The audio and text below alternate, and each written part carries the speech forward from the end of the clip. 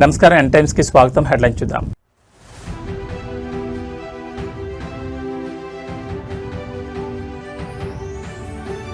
జనసేనలో సేనాకాలం కమిటీ ఏర్పాటు, సరికొత్త రాజకీయ ఒరవడికి పవన్ కళ్యాణ్ శ్రీకారం.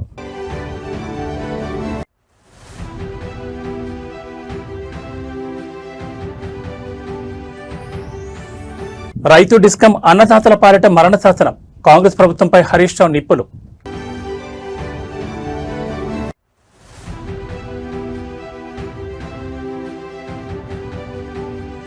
మంతని బస్టాండ్ ప్రగతి పనులకు మంత్రులు పొన్నం ప్రభాకర్, శ్రీధర్ బాబు శంకుస్థాపన. కాళేశ్వరం బస్టాండ్ నూతనీకరణకు 3 కోట్లు మంజూరు.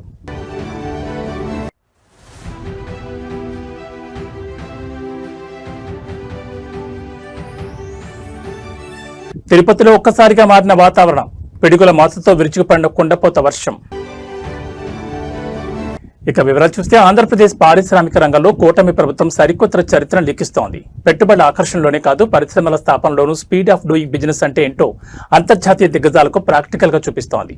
తిరుపతి జిల్లాలోని ప్రముఖ ఇండస్ట్రియల్ హబ్ శ్రీ సిటీలో గత ఏడాది అంటే 2025 మే నెలలో శంకుస్థాపన చేసుకున్న గ్లోబల్ ఎలక్ట్రానిక్స్ దిగ్గజం ఎల్జీ ఎలక్ట్రానిక్స్ సంస్థ త్వరలోనే తన పూర్తి స్థాయి వాణిజ్య ఉత్పత్తిని ప్రారంభించేందుకు సిద్ధమైంది. ఆంధ్రప్రదేశ్ ను ఎలక్ట్రానిక్స్ మ్యానుఫ్యాక్చరింగ్ హబ్ గా మార్చాలనే లక్ష్యంతో ప్రభుత్వం అడుగులు వేస్తోంది.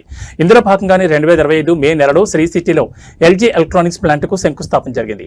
సాధారణంగా ఇలాంటి భారీ ప్లాంట్లు ఉత్పత్తి దశకు రావడానికి సంవత్సరాల సమయం పడుతుంది. కానీ కూటమి ప్రభుత్వం అధికారంలోకి వచ్చిన వెంటనే తీసుకొచ్చిన సింగిల్ విండో విధానం, సత్వర అనుమతులు, మౌలిక వస్తువుల కల్పన వల్ల 7 గంటల వేగంతో పనులు పూర్తయ్యాయి. ప్రభుత్వం కేవలం మాటలకే పరిమితం కాకుండా క్షేత్రస్థాయిలో పరిశ్రమలకు అండగా నిలవడంతో ఎల్జీ యాజమాన్యం కూడా అత్యంత వేగంగా ప్లాంట్ నిర్మాణాన్ని పూర్తి చేసి త్వరలోనే పూర్తిస్థాయి ఉత్పత్తిని ప్రారంభించబోతోంది. ఈ మెగా ప్రాజెక్ట్ ఇంత వేగంగా సాకారం కావడంలో ఐటీ, ఎలక్ట్రానిక్స్ మరియు పరిశ్రమల శాఖ మంత్రి నారా లోకేష్ పర్యవేక్షణ అత్యంత కీలక పాత్ర పోషించింది. ఎప్పటికప్పుడు ఎల్జీ ఉన్నతాధికారులతో సమీక్షలు జరుపుతూ వారికి కావలసిన అన్ని రకాల పరిపాలనాపరమైన సహకారాన్ని లోకేష్ స్వయంగా అందించారు. ఎల్జీ ఎలక్ట్రానిక్స్ ప్లాంట్ పూర్తి స్థాయిలో అందుబాటులోకి రావడం ద్వారా తిరుపతి, చిత్తూరు, నెల్లూరు జిల్లాలతో పాటు రాయలసీమ ప్రాంతానికి చెందిన వేలాది మంది స్థానిక యువతకు పారిశ్రామిక రంగంలో అత్యుత్తమ ఉద్యోగ, ఉపాధి అవకాశాలు లభించబోతున్నాయి. ప్రభుత్వాల చిత్తశుద్ధి, పాలకుల విజన్ తోడైతే పరిశ్రమలు ఎంత వేగంగా వస్తాయనడానికి ఎల్జీ ఎలక్ట్రానిక్స్ ప్లాంట్ ఒక సజీవ సాక్ష్యం. స్పీడ్ ఆఫ్ డూయింగ్ బిజినెస్ నినాదంతో ఏపీ మున్ముందు మరిన్ని పెట్టుబడులను ఆకర్షించడం ఖాయంగా కనిపిస్తోంది.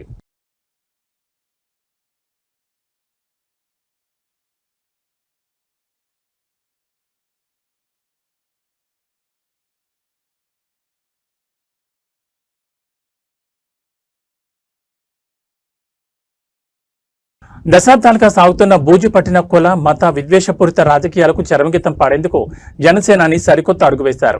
సమకాలీన రాజకీయాల్లో విప్లవాత్మక ఒరవడికి శ్రీకారం చుడుతూ సామాజిక సామరస్యం, బాధ్యతాయుత రాజకీయాలు, రాజ్యాంగ విలువల పరిరక్షణ ధ్యేయంగా జనసేన పార్టీలో సేనాకాలం అనే నూతన కమిటీని ఏర్పాటు చేస్తున్నట్లు పార్టీ అధినేత పవన్ కళ్యాణ్ సంచలన ప్రకటన చేశారు.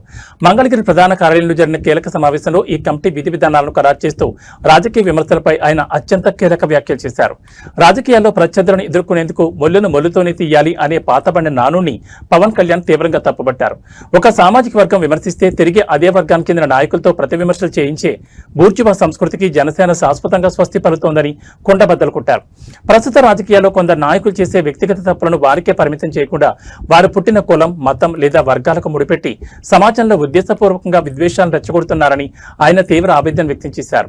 తప్పు చేసిన వారిని వ్యక్తిగత స్థాయిలోనే ప్రశ్నించాలి తప్ప ఆ వ్యవహారంలోకి మొత్తం సామాజిక వర్గాలను రాకూడదని అనేది జనసేన స్పష్టమైన విధానమని ప్రకటించారు. ఈ సేనాకాలం కమిటీ ప్రధానంగా నేటి జన్జీ యువత ఆలోచనలు, ఆశయాలను ప్రతిబింబించేలా దేశ సమగ్రతకు భంగం వాటిల్లకుండా గళం వినిపించనుందని పవన్ కళ్యాణ్ స్పష్టం చేశారు. తమ స్వార్థ ప్రయోజనాల కోసం తాము చేసిన తప్పులను కప్పిపుచ్చుకునేందుకు కొందరు రాజకీయ నాయకులు కులం, మతం, ప్రాంతీయత వంటి భావ వివసాయాలు ముదుగు వేసుకుని దాక్కునే ప్రయత్నం చేస్తున్నారని, అయితే నేటి ఆధునిక యువత ఇటువంటి కుహానా రాజకీయ సంస్కృతిని తీవ్రంగా వ్యతిరేకిస్తోందని ఆయన హితవు పలికారు. ఈ కమిటీలో అన్ని సామాజిక వర్గాల సభ్యులకు స్థానం కల్పిస్తూ అభ్యుదయ భావాలతో అత్యున్నత సామాజిక బాధ్యతతో జనసేన ముందుకు సాగుతుందని వెల్లడించారు.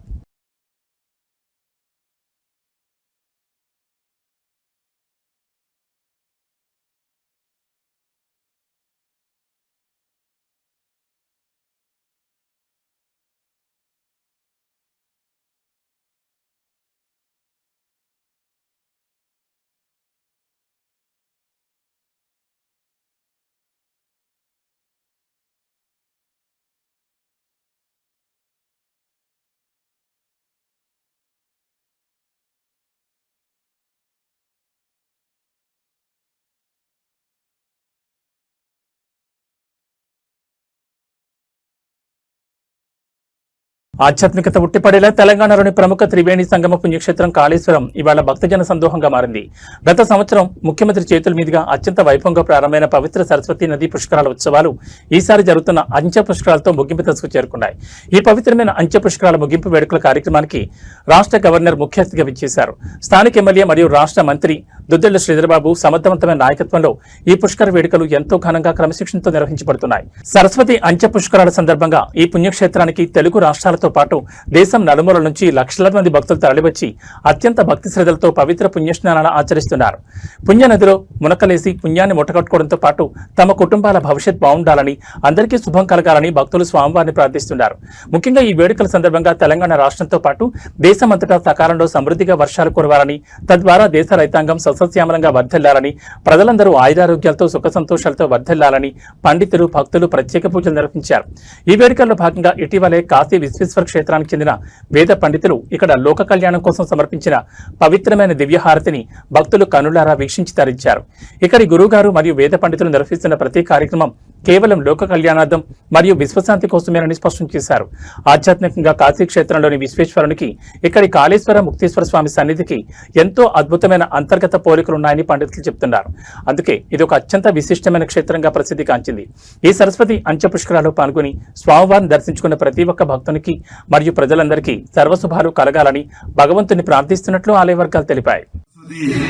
పుష్కరాలను గత సంవత్సరం గౌరవ ముఖ్యమంత్రి గారు ప్రారంభిస్తే ఈసారి అంచె పుష్కరాలకు సంబంధించి మరి గౌరవ గవర్నర్ గారు వచ్చి స్థానిక శాసనసభ్యుడు గౌరవనీయులు మంత్రి పెద్దలు శ్రీధరబాబు గారి నాయకత్వంలో లక్షలాది మంది వచ్చి మరి పుష్కర స్నానం గావించుకొని పుణ్యాన్ని పొంది వారు భవిష్యత్తుకు సంబంధించి మంచి జరగాలని, తెలంగాణ రాష్ట్రం అంతా కూడా లేదా దేశమంతా కూడా మంచి సుభిక్షమైన వర్షాలు పడి సస్యశ్యామలంగా రైతాంగము అందరూ సుఖ సంతోషంతో ఉండాలని, ఆయురారోగ్యాలతో ఉండాలని, అందరూ కూడా తాము బాగుండాలి, అందరూ బాగుండాలని కోరుకున్నటువంటి పుష్కర స్నానం లోపల ముఖ్యంగా ఇప్పుడే మనం భారతులు కాశీ విశ్వేశ్వర పండితులు చూడడం జరిగింది. వారందరూ కూడా లోక కళ్యాణం కొరకు, గురుగారు కూడా అందరూ ఎవరు ఏం చేసినా ఇది లోక కళ్యాణం కొరకు జరుగుతున్నటువంటి కార్యక్రమంగా కాళేశ్వర ముక్తేశ్వర స్వామి సన్నిధిలో ఒక విశిష్టమైనటువంటి అక్కడ కాశీ విశ్వేశ్వరుడు, ఇక్కడ కాళేశ్వర ముక్తేశ్వరుడుగా పోలిక ఉన్నటువంటి దేవాలయ పరిధిలో జరిగినటువంటి సరస్వతి అంత్య పుష్కరాలకు సంబంధించి పాల్గొన్నటువంటి ప్రతి ఒక్కరికి శుభం జరగాలని అమ్మవారిని ప్రార్థిస్తూ అందరికీ నమస్కారం చెప్తూ సెలవుకుంటాం. తెలంగాణలో వ్యవసాయ విద్యుత్ సరఫరా, రైతు డిస్కం ఏర్పాటు ప్రతిపాదనలపై అధికార ప్రతిపక్షాల మధ్య రాజకీయ సెగలు రాచుకున్నాయి. కాంగ్రెస్ ప్రభుత్వం తీసుకురావాలని చూస్తున్న రైతు డిస్కం విధానం రాష్ట్రంలోని అన్నదాతల పాలిట ఒక పెద్ద శాపంగా మారబోతోందని మాజీ మంత్రి బీఆర్ఎస్ సీనియర్ నేత హరీష్ రావు తీవ్రస్థాయిలో ధ్వజమెత్తారు. గత బీఆర్ఎస్ ప్రభుత్వం ఎంతో ప్రతిష్టాత్మకంగా అందించిన 24 గంటల ఉచిత విద్యుత్ పథకానికి ఎసరు పెట్టడానికి ఈ కొత్త డిస్కంల ముసుగులో ప్రభుత్వం కుట్రలు చేస్తోందని ఆయన ఆరోపించారు. తెలంగాణ భవన్లో జరిగిన మీడియా సమావేశంలో హరీష్ రావు కాంగ్రెస్ ప్రభుత్వ విద్యుత్ విధానాలపై నిప్పులు చెరిగారు. దేశంలోని ఎక్కడా లేని విధంగా కేసీఆర్ రైతాంగానికి ఉచితంగా నాణ్యమైన 24 గంటల కరెంట్ ఇస్తే ప్రస్తుత ప్రభుత్వం దాన్ని నిర్వీర్యం చేసేందుకు ప్రయత్నిస్తోందని మండిపడ్డారు. రైతు డిస్కం పేరుతో వ్యవసాయ రంగాన్ని విడదీసి భవిష్యత్తులో సబ్సిడీలను ఎత్తివేయడానికి, బావుల దగ్గర మీటర్లు పెట్టడానికి పునాది వేస్తున్నారని ఆగ్రహం వ్యక్తం చేశారు. డిస్కంల విభజన జరిగితే రైతులకు అదనపు భారం పడుతుందని, ఇది ముమ్మాటికి అన్నదాతల గొంతు కోసే చర్యనని ఆయన దుయ్యబట్టారు. రాష్ట్రంలో ఇప్పటికే పలు జిల్లాల్లో అర్ధరాత్రి కరెంట్ ఇస్తూ లో వోల్టేజ్ సమస్యలతో రైతులను ఇబ్బందులు గురిచేస్తున్నారని హరీష్ రావు పేర్కొన్నారు. సమయానికి విద్యుత్ అందక పంటలు ఎండిపోతున్నాయని, వోల్టేజ్ హెచ్చుతగ్గుల వల్ల వేలాది రూపాయల విలువైన మోటార్లు కాలిపోతుంటే ప్రభుత్వం కనీసం పట్టించుకోవడం లేదని ఆవేదన వ్యక్తం చేశారు. ఇలాంటి క్లిష్ట పరిస్థితుల్లో సహాయం చేయాల్సింది పోయి రైతు డిస్కం అంటూ కొత్త ప్రయోగాలతో గందరగోళం సృష్టించడం సరికాదన్నారు. రైతుల పక్షాన్ని నిలబడి ఈ నిర్ణయాన్ని బీఆర్ఎస్ గట్టిగా వ్యతిరేకిస్తుందని ఆయన స్పష్టం చేశారు. ఈరోజు ఏ ఊరికన్నా పోదాం. ఈ మధ్యకాలంలో నేను నర్సాపూర్ సబ్ స్టేషన్కి వెళ్ళినా, సిద్దిపేటలో సబ్ స్టేషన్కి వెళ్ళినా, ఎక్కడికి వెళ్ళినా రైతులకు ఈరోజే 13 గంటలకు మించి కరెంట్ రావడం లేదు. 13 అవర్స్ కూడా కరెంట్ రావడం లేదు. ఈరోజు నువ్వేదో 24 గంటల ఉచిత విద్యుత్తు ఇవ్వడానికి నేను ఆర్పీడీసీఎల్ పెడుతున్నా అని చెప్పినావు. ఈరోజు రాష్ట్రంలో ఎక్కడ కూడా రైతులకు 13 గంటల ఉచిత అంటే మించి ఉచిత విద్యుత్తు రావడం లేదు. ఇవాళ నీ ఆర్పీడీసీఎల్ ఏర్పాటుతో 8-9 గంటలు కూడా రాని పరిస్థితి ఏర్పడుతుంది. ఇలా గుజరాత్లో కేవలం రైతులకు 7 గంటల కరెంటే వస్తుంది. కాంగ్రెస్ పాలిస్తున్న కర్ణాటకలో 8 గంటల కరెంటు మాత్రమే వస్తుంది. రేపు తెలంగాణలో కూడా అదే జరగబోతా ఉంది. భౌతిక ఇంధన మరియు పారిశ్రామిక రంగానికి గుండెకాయ లాంటి బొగ్గు మైనింగ్ విభాగాల బలోపేతమే లక్ష్యంగా కేంద్ర ప్రభుత్వం వేగవంతమైన అడుగులు వేస్తోంది. ఇందులో భాగంగా కేంద్ర బొగ్గు మరియు గనుల శాఖ మంత్రి ఒడిశా రాజధాని భువనేశ్వర్ చేరుకున్నారు. భువనేశ్వర్ ఎయిర్పోర్టు చేరుకున్న కేంద్ర మంత్రికి దేశంలోని ప్రముఖ ప్రభుత్వ రంగ సంస్థలైన మహానది కోల్ ఫీల్డ్స్ లిమిటెడ్ మరియు నేషనల్ అల్యూమినియం కంపెనీ లిమిటెడ్ ఉన్నతాధికారులు ప్రతినిధులు ఘనస్వాగతం పలికారు. దేశంలోని అత్యధిక ఖనిజ సంపద కలిగిన రాష్ట్రాల్లో ఒకటైన ఒడిశాలో కేంద్ర ప్రభుత్వం అనుబంధ బొగ్గు గనుల శాఖల పనితీరును స్వయంగా పర్యవేక్షించేందుకు కేంద్ర మంత్రి ఈ పర్యటన చేపట్టారు. భువనేశ్వర్ చేరుకున్న వెంటనే ల్యాండ్ స్లైడ్ కంపెనీలైన మహానది కోల్ ఫీల్డ్స్ మరియు నాల్కోకు చెందిన అగ్రశ్రేణి అధికారులు మంత్రిని కలిసి క్షేత్రస్థాయి పరిస్థితులపై ప్రాథమిక సమాచారం అందించారు. దేశీయంగా బొగ్గు ఉత్పత్తిని పెంచడం, అల్యూమినియం ముడిసరు కొరత లేకుండా చూడడంలో ఒడిశాలోని ఈ ప్రాజెక్టులు అత్యంత కీలక పాత్ర పోషిస్తున్న తరుణంలో కేంద్ర మంత్రి ఈ రాక పారిశ్రామిక వర్గాల్లో తీవ్ర ఆసక్తిని రేకెత్తిస్తోంది. ఈ పర్యటనలో అత్యంత ప్రధానమైన ఘట్టం రేపు ఆవిష్కృతం కాబోతోంది. కేంద్ర బొగ్గు మరియు గనుల మంత్రిత్వ శాఖల ఆధ్వర్యంలో 2 వేర్వేరు ఉన్నత స్థాయి సమీక్షా సమావేశాలను మంత్రి స్వయంగా చేయనున్నారు. బొగ్గు మరియు గనుల రంగాల్లోని ప్రధాన స్టేక్ హోల్డర్లతో మంత్రి ముఖాముఖి చర్చలు జరపనున్నారు. దేశంలో పారిశ్రామిక ప్రగతిని పరుగులు పెట్టించేందుకు, మైనింగ్ ప్రక్రియను మరింత సులభతరం చేసేందుకు మరియు పర్యావరణ హిత పద్ధతుల్లో ఉత్పత్తిని పెంచేందుకు తీసుకోవాల్సిన వినూత్న నిర్ణయాలపై రేపటి సమావేశంలో ఒక పటిష్టమైన రోడ్ మ్యాప్ను సిద్ధం చేయనున్నట్లు మంత్రిత్వ శాఖ వర్గాలు స్పష్టం చేశాయి.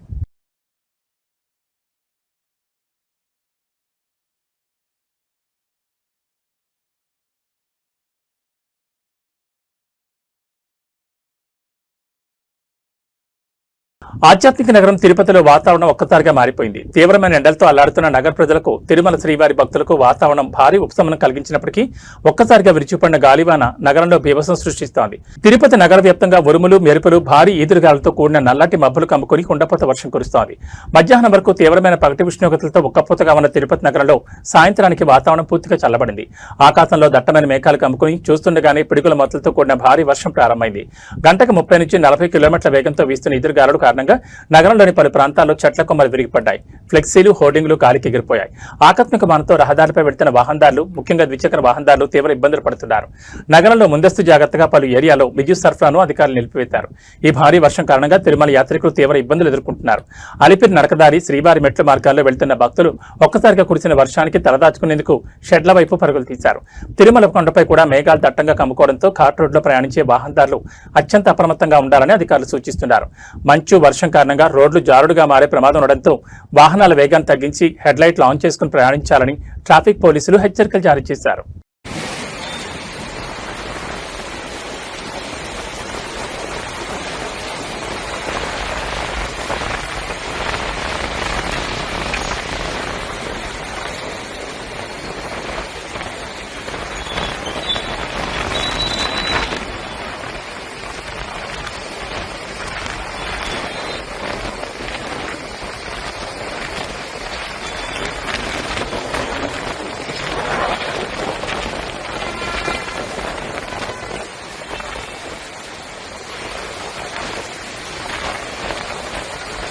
పల్నాడు జిల్లా అభివృద్ధి మనందరి ఏకైక ప్రధాన లక్ష్యం కావాలని ఆంధ్రప్రదేశ్ కూటమి ప్రభుత్వం స్పష్టం చేసింది.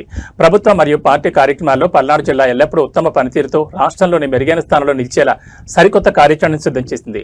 సీనియర్ నాయకులు సత్తెనపల్లి ఎమ్మెల్యే కన్నా లక్ష్మీనారాయణ నివాసంలో ఆదివారం రాత్రి పల్నాడు జిల్లా ప్రగతిపై ఒక ఉన్నత స్థాయి సమీక్ష సమావేశం జరిగింది.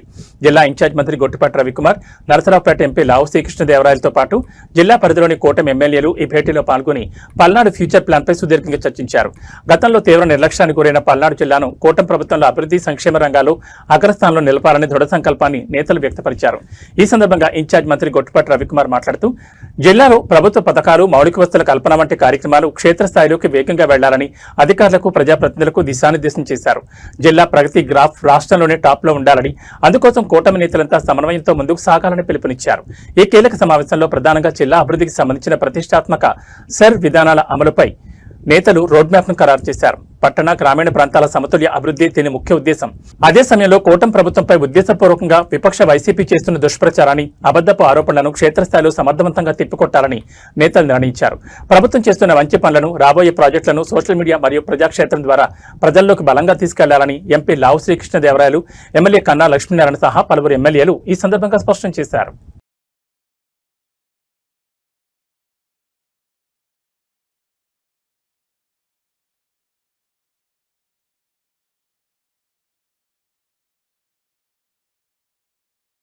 తెలంగాణ కాంగ్రెస్ ప్రభుత్వం ఎంతో ప్రతిష్టాత్మకంగా భావిస్తున్న ఇందిరమ్మ ఇళ్ల పథకం క్షేత్రస్థాయిలో వివాదాలకు అవినీతి ఆరోపణలకు కేర్ ఆఫ్ అడ్రస్ గా మారుతోంది. అర్హులైన పేదలకు సొంతింటి కలను నిజం చేయాల్సిన ఈ పథకంలో స్థానిక కాంగ్రెస్ నేతలు లంచాల వేట మొదలుపెట్టారనే సంచలన నిజం సూర్యాపేట జిల్లాలో వెలుగుచూసింది. ఇందిరమ్మ ఇళ్లు మంజూరు కావాలంటే ఏకంగా ₹1,00,000 లంచం ఇవ్వాలంటూ కాంగ్రెస్ నాయకులు అధికార బలంతో పేదలను వేధిస్తున్న ఉదంతం ఇప్పుడు రాష్ట్ర వ్యాప్తంగా కలకలం రేపుతోంది. తాము చెప్పిన వారికి ఇళ్లు వస్తాయంటూ వారు బహిరంగంగానే బెదిరింపులకు దిగుతున్నట్లు ఆరోపణలు వినిపిస్తున్నాయి. సూర్యాపేట జిల్లా నడిగూడి మండలం రత్నవరం గ్రామానికి చెందిన సుకన్య అనే పేద మహిళకు ప్రభుత్వం నుంచి ఇందిరమ్మ ఇళ్లు మంజూరు అవ్వాల్సింది. అయితే గ్రామానికి చెందిన కొందరు కాంగ్రెస్ నాయకులు ఆమెను సంప్రదించి ఇల్లు కావాలంటే ₹1,00,000 నగదు లంచంగా ఇచ్చుకోవాలని డిమాండ్ చేశారు. అంత పెద్ద మొత్తం తాను ఇచ్చుకోలేనని సదరు మహిళ ఆవేదన వ్యక్తం చేయగా స్థానికంగా తాము చెప్పిన వారికి ఇళ్లొస్తాయి, తాము రాసిస్తేనే లిస్టులో పేర్లుంటాయంటూ సదరు అధికార పార్టీ నాయకులు ఆమెను తీవ్రంగా బెదిరించినట్టు తెలుస్తోంది. ప్రభుత్వ పథకాల కేటాయింపుల్లో స్థానిక నేతల విచ్చలవిడి జోక్యం, బెదిరింపుల పర్వంపై రత్నవరం గ్రామస్తులు సైతం తీవ్ర విస్మయం వ్యక్తం చేస్తున్నారు. తమకు రావాల్సిన ఇందిరమ్మ ఇళ్లను అడ్డుకుంటూ ₹1,00,000 లంచం కోసం వేధిస్తున్న స్థానిక కాంగ్రెస్ నాయకులపై కోదాడ ఎమ్మెల్యే ఉత్తమ్ పద్మావతి రెడ్డి తక్షణమే స్పందించి న్యాయం చేయాలని బాధితురాలు సుకన్య కన్నీటి పర్యంతమవుతూ డిమాండ్ చేస్తున్నారు. నియోజకవర్గంలో పార్టీ ప్రతిష్టను దెబ్బతీస్తూ పేదలకు లంచాల కోసం పీడిస్తున్న ఇటువంటి నాయకులపై కఠిన చర్యలు తీసుకోవాలని, అర్హురాలైన తనకు ఎలాంటి లంచాలు లేకుండా ఇందిరమ్మ ఇళ్లు దక్కేలా చూడాలని ఆమె కోరుతున్నారు. పేదల ఇళ్ల పథకంలో సాగుతున్న ఈ ముసోడి దందా ఇప్పుడు స్థానికంగా కాంగ్రెస్ పార్టీ శ్రేణుల్లోనూ పెద్ద చర్చకు దారితీస్తుంది. ఇందిరమ్మ ఇల్లు 16 ఇళ్ళు వచ్చినాయి సార్. మాకు రావిని వినయవర్ధన్ రెడ్డి, ఆ వినయవర్ధన్ రెడ్డి మా ఇష్టం వచ్చినట్టు చేసుకుంటాం, మేమేమన్నా చేసుకుంటాం, నీకు ఇల్లు అయితే రాని అంటుంది సార్. మళ్ళీ బాబు గారు అని ఇక్కడ ఇదివరకు పాత సర్పంచ్ సార్, ఎప్పుడు వచ్చినా కూడా లంచాలు తీసుకుంటాడు. ఆయన తీసుకొని ఎవరికి ఇల్లు రానియాడు. ఇప్పుడు నేను ఇక్కడ నుంచి వస్తుంటే నా పరిస్థితి ఏంది, ఇల్లు కూలిపోతుందంటే ₹1,00,000 ఇవ్వమన్నాడు. నా దగ్గర డబ్బులు లేవన్నా. 50,000 ఇవ్వమంటుండు. నీ దిక్కున్న చోట చెప్పుకోపో, మీడియా చెప్పుకోవా, కలెక్టర్ చెప్పుకోవడం, మేడంకి చెప్పుకోవా అన్నాడు. ఇప్పుడు ఉన్న రవి మెయిన్ క్యాండిడేట్, కాంగ్రెస్ అధ్యక్షుడు అంట. ఆయన తోటి సంబంధాలు పెట్టుకొని మంచిగా ఉండి పర్సనల్ గా మాట్లాడితే ఇల్లు ఇస్తాడంట. ఆయనకు సంబంధించిన వాళ్ళకి ఇల్లు ఇస్తాడు, మాకు ఇల్లు ఇయ్యరంట. సోమ సీను ఆయన పోయి కులాలకి 2 అంటే మా కులంలో నేను లేని దాన్ని కాదంటే మినిస్టర్ కాడికి పోయినా కూడా మాకు సంబంధించిన వాళ్ళకి ఇల్లు వస్తాయి, నీకు రావంటుంది సార్. ఇక్కడ అన్యాయం జరుగుతుంది. నన్ను బాధ పెడుతుర్రు, నన్ను నష్టపోయాను నేను. నాకు ఇల్లు బాగలేదు, నాకు ఇల్లు రావాలి సార్, ఎట్టైనా చేసి నాకు ఇల్లు ఇప్పేయండి. వాళ్ళంటే నన్ను బయటికి రానియకుండా చేస్తారంట. వాళ్ళని మాత్రం ఏదో ఒకటి చేయాలి. మేడం అంట వాళ్ళకే ఇచ్చిందంట, వాళ్ళ ముగ్గురునే ఇక్కడ ఊరిని చూసుకోని చెప్పిందంట. సర్పంచ్ గారు పోయి నా గురించి అడిగిండు. అడిగితే అమ్మాయికి నేను నీ సంతకంతో మాకు పని లేదు, మీ సంతకాలు పెట్టుకుంటాం, మేమే చేసుకుంటాం, మా ఇష్టం అని చెప్తున్నారు సార్.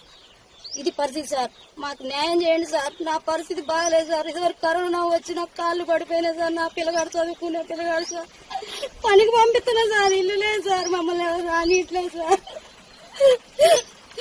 ఎవరింటి పోతే ఎవరు రానిస్తారు సార్, ఎవరు రానియట్లేదు సార్. గాలి వచ్చిన వర్షం వచ్చిన ఇల్లు 4 రోజులైంది సార్ అన్నం తినగా. వాళ్ళ చుట్టూ ఇళ్ళ చుట్టూ తిరుగుకుంటూ దండం పెట్టుకుంటూ తిరుగుతున్నా సార్, కాళ్ళు పట్టుకుంటూ తిరుగుతున్నా సార్, కళ్ళు తిరుగుతున్నాయి సార్ అన్నం తినగా. నాకు న్యాయం కావాలి సార్. నన్ను చంపుతారంట సార్, పోలీస్ స్టేషన్లో కేసు పెడతారంట సార్, నన్ను చంపుతారంట సార్. నాకు న్యాయం కావాలి సార్. వాళ్ళని ఏమన్నా చేయాలని నాకు న్యాయం చేయండి సార్. పోలే సార్, ఎమ్మెల్యే కాడికి పోయినా, మేడం కాడికి పోయినా, యాడికి పోయినా మా కాడికి రావాల్సిందే, మేము చూసుకుంటాం అంటారు సార్ వాళ్ళు. వాళ్ళని ఏదన్నా ఒకటి చేసి నాకు న్యాయం చేసి నాకు ఇల్లు కావాలి సార్. వచ్చిన పేరు తీసేస్తారు సార్. వాళ్ళకి సంబంధం ఉన్న వాళ్ళకి ఇస్తారంట, వేరే వాళ్ళకి ఇయ్యరంట. లంచాలు కావాలి సార్. మరి నా దగ్గర ఏం లేదు సార్. తినడానికి వెళ్ళక పనికి పోతున్నా సార్. నా పిల్లగాడు చిన్న పిల్లగాడు సార్, పనికి తీసిపోతున్నా సార్. మాకు అండ లేరు, ఎవరు లేరు సార్. ఆ కులం లేదు, ఏది లేదు సార్. నన్ను బాధ తెలంగాణ రాష్ట్రంలో ప్రజా రవాణా వ్యవస్థను మరింత ఆధునీకరిస్తూ ప్రయాణికులకు అత్యున్నత సేవలు అందించడమే లక్ష్యంగా ప్రభుత్వం అడుగులు వేస్తోంది. మందని మరియు కాళేశ్వరం బస్టాండ్ల అభివృద్ధితో ఈ ప్రాంతంలో రవాణా సేవలు సరికొత్త మైలురాయిలు అందించుకోబోతున్నాయి. ఆదివారం నాడు మందని మున్సిపాలిటీ పరిధిలోని బస్టాండ్లో 93 లక్షల వ్యయంతో చేపట్టనున్న అదనపు ప్లాట్ఫారాలు, ఇతర ప్రగతి పనులకు రాష్ట్ర రవాణా శాఖ మంత్రి పొన్నం ప్రభాకర్, ఐటీ పరిశ్రమల శాఖ మంత్రి దుద్దెల శ్రీధర్ బాబు, జిల్లా కలెక్టర్ కోయి శ్రీహర్షితో కలిసి ఘనంగా శంకుస్థాపన చేశారు. మందని బస్టాండ్లో రద్దీని తట్టుకునేలా 74 లక్షల వ్యయంతో 2 అదనపు ప్లాట్ఫారాల నిర్మాణానికి, మరో 19 లక్షలతో ఇతర మౌలిక వస్తువుల పనులకు మంత్రులు పునాది వేశారు. ఈ సందర్భంగా మంత్రి పొన్నం ప్రభాకర్ మాట్లాడుతూ స్థానిక మంత్రి శ్రీధర్ బాబు సూచనల మేరకు మందనితో పాటు ప్రముఖ పుణ్యక్షేత్రమైన కాళేశ్వరం బస్టాండ్ నూతనీకరణకు ఏకంగా 3 కోట్లు మంజూరు చేసినట్టు తెలిపారు. కాళేశ్వరం ముక్తేశ్వర స్వామి దేవస్థానం అభివృద్ధిలో ఆర్టీసీ కీలక పాత్ర పోషిస్తోందని, త్వరలోనే పెద్దపల్లి బస్ డిపోను కూడా ప్రారంభించి ఈ ప్రాంత ప్రజల దశాబ్దాల కాలను నిజం చేస్తామని మంత్రి శ్రీధర్ బాబు స్పష్టం చేశారు. మహాలక్ష్మి పథకంలో భాగంగా మహిళలకు ఇప్పటి వరకు 310 కోట్లకు పైగా జీరో టికెట్లు జారీ చేసే రికార్డు సృష్టించామని మంత్రులు గుర్తు చేశారు.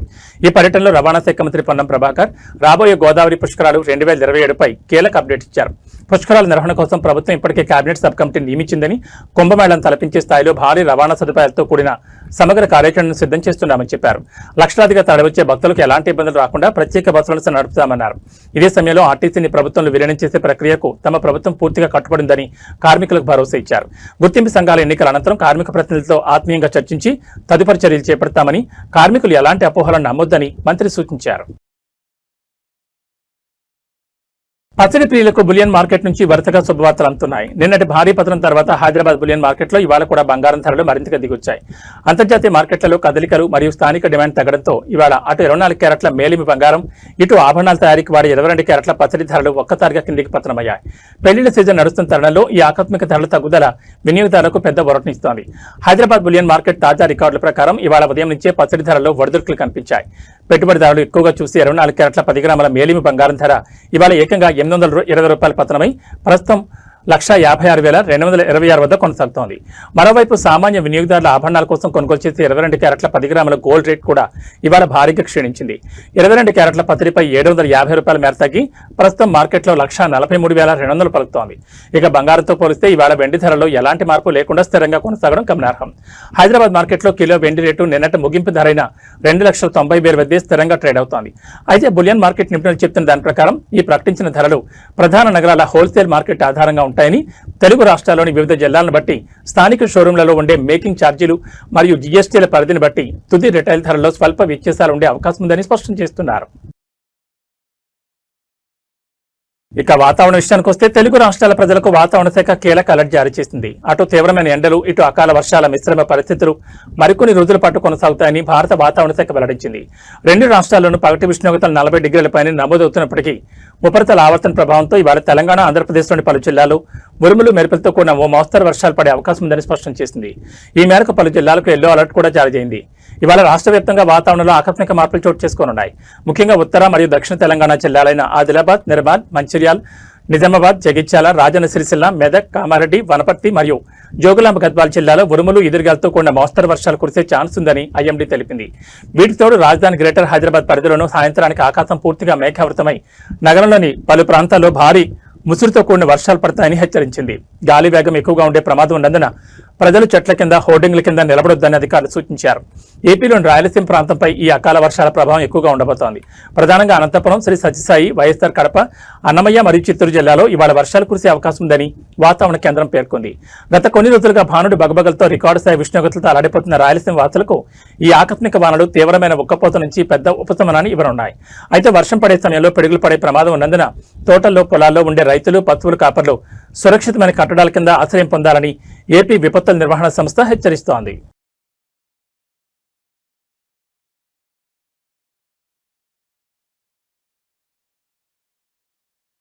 ఇవి బులెటిన్ విశేషాలు. మరో బులెటిన్లో మళ్ళీ కలుసుకుందాం. నమస్కారం.